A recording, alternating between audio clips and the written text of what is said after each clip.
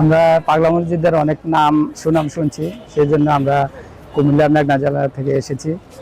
আমাদের ছেলেদের পরিবার নিয়ে, আমার ছেলেরা লেখাপড়া একটু অমনোযোগী, তাই তাদেরকে নিয়ে এসেছি যাতে মানত করে তার মেধাবী শক্তি একটু বাড়ে।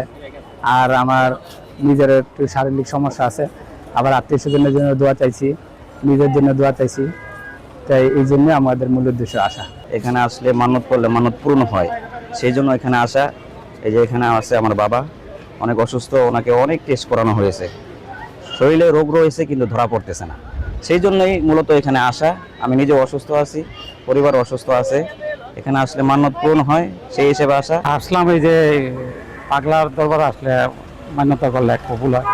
আমি নিজে অসুস্থ, আমার ছেলেও অসুস্থ, এই জন্য আসা আর কি। যারা যদি কবুল করে আর কি ওনার দোয়া, এই জন্য আসা। হ্যাঁ, পরিবার নিয়ে আসছি সবাই। এখানে কিছু দান করার জন্য আসছি। শুনছি যে এখানে দান করলে মনের আশা পূরণ হয়, সেই জন্য আসা আর কি। নিজের ওয়াইফকে নিয়ে আসছি।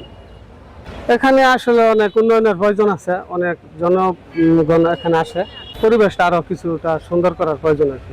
অনেক দূর দূর থেকে মানুষ আসে আমাদের এই কিশোরগঞ্জ পাগলা মসজিদে। অনেকে মান্যত থাকে, মান্যত করলে মনের আশা পূরণ হয়। নামাজ দুপুরে নামাজ পড়ে আল্লাহর কাছে আকুল মিনতি করব, আমাদের পূর্বপুরুষ যারা কবরবাসী আছে সকলের জন্য আল্লাহ পাক সকলকে বেশ নসিব করে, আমাদেরকেও যারা অসুস্থ আছে সকলের জন্য সুস্থতা করে। আমার পরিবারের জন্য সকলের কাছে দেওয়ার জন্য আসছি। নদীতে আসছি, দেখতে জায়গাটাও খুব দেখতে আসছি, এবং মানুষের কাছে শুনি দান খরচ করলে অনেক উপকার হয়, অনেকে উপকার পাচ্ছে, এই জন্যই আসছে আর কি।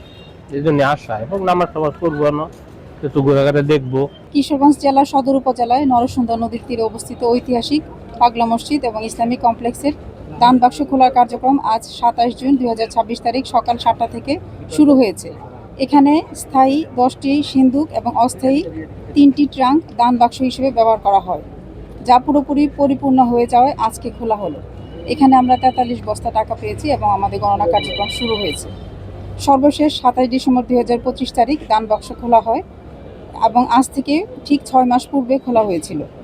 সে সময়ে প্রাপ্ত টাকার পরিমাণ ছিল 11,78,48,538 টাকা, যা গণনা শেষে রূপালী ব্যাংকের পাগলা মসজিদের অ্যাকাউন্টে জমা করা হয়। এছাড়াও সে সময়ে প্রাপ্ত স্বর্ণ, রূপা এবং বৈদেশিক মুদ্রা সিলগালাকৃত অবস্থায় জেলা ট্রেজারিতে জমা রাখা আছে। বর্তমানে পাগলা মসজিদের তহবিলে সর্বমোট 114,13,7,352 টাকা জমা আছে। এছাড়াও আপনারা জানেন যে পাগলা মসজিদের একটি ওয়েবসাইট ডেভেলপ করা হয়েছে, যার মাধ্যমে যে কোনো জায়গা থেকে টাকা অনলাইনে মোবাইল ব্যাংকিংয়ের মাধ্যমে দান করতে পারে। ইতোমধ্যে এই ওয়েবসাইটের বাংলা ভার্সনও লাইভ করা হয়েছে। অনলাইনে এখন পর্যন্ত 24,76,882 টাকা অনুদান পাওয়া গেছে। পাগলা মসজিদের আধুনিক কমপ্লেক্স নির্মাণের জন্য প্রয়োজনীয় কার্যক্রম ইতোমধ্যে গ্রহণ করা হয়েছে।